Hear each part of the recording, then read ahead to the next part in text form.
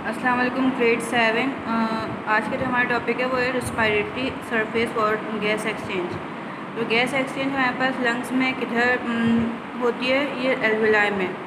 तो ये एल्विलाई हमारे पास moist lining thin wall structure होते हैं जहाँ पे हमारे पास blood vessels numerous blood vessels present होती हैं, tiny numerous blood vessels present होती हैं। यहाँ पे हमारे पास गैसेस एक्सचेंज होती हैं। जो ऑक्सीजन हम लोग इनहेल करते हैं, एयर के थ्रू जो ऑक्सीजन हम लोग इनहेल करते हैं वो हमारे पास जो रिस्पायरेटरी सिस्टम में मैंने आपको एक पूरा प्रोसेस बताया था। सबसे पहले नोज़ में आती है, फिर विंड पाइप में, फिर लंग्स में, फिर ब्रोंक्यूल और ब्रोंक्यूल्स में। इसके बाद हमारे पास एल्वुलर में आ जाती है वो एयर। ठीक है, इनहेल्ड एयर हमारे पास एल्वुलर में आ जाती है। यहाँ पे ये डिफ्यूजन का प्रोसेस होता है, डिफ्यूज़ हो जाती है कैपिलरीज़ में। जो हमारे पास ब्लड वेसल्स होती हैं, ब्लड वेसल्स की एक टाइप कैपिलरीज़ होती है, कैपिलरीज़ में डिफ्यूज़ हो जाती हैं। डिफ्यूज़ होने के बाद फिर ये ब्लड हमारे पास ये ऑक्सीजन हमारे पास ब्लड में ट्रांसपोर्ट होती है। ब्लड में ट्रांसपोर्ट होने के बाद फिर यहाँ ब्लड सेल्स होते हैं, रेड ब्लड सेल्स, उनमें चली जाती है। रेड ब्लड सेल्स में हमारे पास एक डार्क रेड कलर का सब्सटेंस होता है जिसको हम बोलते हैं हीमोग्लोबिन। उसके साथ ये कंबाइन हो जाती है ऑक्सीजन, और हीमोग्लोबिन के साथ कंबाइन होने के बाद ऑक्सीजन क्या बना देती है, ऑक्सी हीमोग्लोबिन से। हमारे पास जो हम लोग एयर इनहेल करते हैं उसमें जो ऑक्सीजन होती है वो हमारे पास एल्विलाई में आ जाती है। एल्विलाई से फिर वो हमारे पास कैपिलरीज़ में आ जाती है, कैपिलरीज से ब्लड में डिफ्यूज़ हो जाती है। इसके बाद ये ब्लड में डिफ्यूज़ होने के बाद ब्लड में एक डार्क रेड कलर का सब्सटेंस होता है जिसको हम लोग बोलते हैं हीमोग्लोबिन। वो हीमोग्लोबिन के साथ कंबाइन हो जाती है ऑक्सीजन, और कंबाइन होने के बाद ऑक्सी हीमोग्लोबिन बन जाता है। यहाँ पे हमारे पास ऑक्सीजनेटेड ब्लड एक टर्म यूज़ हुई है। तो ऑक्सीजनेटेड ब्लड कौन सा ब्लड होता है जिसमें ऑक्सीजन की कंसनट्रेशन या ऑक्सीजन लेवल ज़्यादा हो, उसको हम लोग बोलते हैं ऑक्सीजनेटेड ब्लड।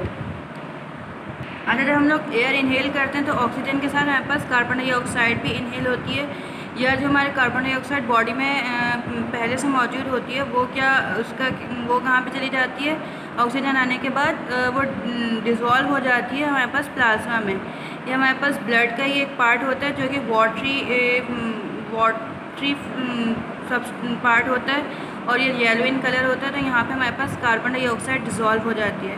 ऑक्सीजन कहाँ डिज़ोल्व होता है, रेड ब्लड सेल्स में। रेड ब्लड सेल्स के जो डार्क सब्सटेंस है हीमोग्लोबिन, वहाँ पे। और कार्बन डाइऑक्साइड कहाँ पे डिज़ोल्व हो जाता है, हमारे पास प्लाज्मा में डिज़ोल्व हो जाता है, और ये हमारे पास फिर कैपिलरीज़ में मूव करता है, और कैपिलरीज से फिर ये एल्वुलाई में आ जाता है, और एल्वुलाई से फिर ये बॉडी से एक्सहेल हो जाएगा। वही पूरा प्रोसेस होगा जो इनहेल का प्रोसेस था। ऑक्सीजन जैसे इनहेल होती है वैसे ही कार्बन डाइऑक्साइड भी एक्सहेल होगी। लंग्स में हमारे पास एल्वुलाई में आ जाएगा, एल्वुलाई से ब्रोंक्यूल्स में कार्बन डाइऑक्साइड जाएगा, फिर कार्बन डाइऑक्साइड हमारे पास ब्रोंक्यूल से ब्रोंकाई में, ब्रोंकाई से फिर लंग्स में, लंग्स से विंड पाइप में, और फिर वो नोज़ के ज़रिए एक्सहेल हो जाएगा, कार्बन डाइऑक्साइड बॉडी से एक्सक्रीट आउट हो जाएगा। अच्छा, हमारे पास जो ये ब्लड कैपिलरीज़ में बहुत तेज़ी से मूव करता है, हमारे पास कैपिलरीज़ में बहुत फास्ट मूव करता है ब्लड। इस मूवमेंट के दौरान हमारे पास जो ऑक्सीजन कार्बन डाइऑक्साइड की एक्सचेंज होती है वो भी होती है, बहुत जल्दी से होती है, बहुत ज़्यादा अमाउंट में ऑक्सीजन कार्बन डाइऑक्साइड की भी एक्सचेंज होता है यहाँ पे। ठीक है, कार्बन डाइऑक्साइड और ऑक्सीजन भी एक्सचेंज होता है जब हमारे पास ब्लड कैपिलरी से मूव करता है, तो यहाँ पास ऑक्सीजन और कार्बन डाइऑक्साइड भी एक्सचेंज होता है। अच्छा, हमारे पास जो लंग्स होता है वो स्पंजी स्ट्रक्चर होता है। यहाँ पे हमारे पास जो एल्वुलाई प्रेजेंट होते हैं वो अबाउट 300 मिलियन एल्वुलाई प्रेजेंट होते हैं, जो कि हमारे पास सरफेस एरिया, बहुत ज़्यादा सरफेस एरिया प्रोवाइड करते हैं। किसके लिए, ताकि गैस एक्सचेंज हो सके। गैसेस की एक्सचेंज के लिए यहाँ पे एल्वुलाई में गैसेस एक्सचेंज होती हैं। कितनी एल्वुलाई कितने प्रेजेंट होते हैं, 300 मिलियन। ये एल्वुलाई क्या करते हैं, सरफेस एरिया प्रोवाइड करते हैं, और उस सरफेस एरिया के में हमारे पास जो गैसेस एक्सचेंज होती हैं वो वहाँ अगर होती हैं। एक दफ़ा फिर से पूरा प्रोसेस रिपीट कर देती हूँ गैसेस एक्सचेंज का, किस तरह से गैसेस एक्सचेंज होती हैं। पहले ये कि हम लोग जो एयर इनहेल करते हैं उसके अंदर हमारे पास ऑक्सीजन प्रेजेंट होती है। उस ऑक्सीजन को मॉइस्ट और क्लीन होना ज़रूरी होता है। तो ये मॉइस्ट और क्लीन होकर हमारे पास लंग्स में आती है। लंग्स में एल्वुलाई में फिर ये ट्रांसफ़र हो जाती हैं। एल्वुलाई हमारे पास ये छोटी छोटी कैपिलरीज ब्लड वेसल्स प्रेजेंट होती हैं, यहाँ पे ये ब्लड एब्जॉर्ब हो जाता है, इन कैपिलरीज में ब्लड एब्जॉर्ब हो जाता है। फिर ये हमारे पास ब्लड में ट्रांसपोर्ट होता है। ब्लड में हमारे पास एक रेड ब्लड सेल्स में फिर ये जाता है। रेड ब्लड सेल्स का एक सब्सटेंस होता है जो कि डार्क रेड कलर का होता है, उसको बोलते हैं हीमोग्लोबिन। तो ये ऑक्सीजन उस हीमोग्लोबिन के साथ कंबाइन करके ऑक्सी हीमोग्लोबिन बना देता है।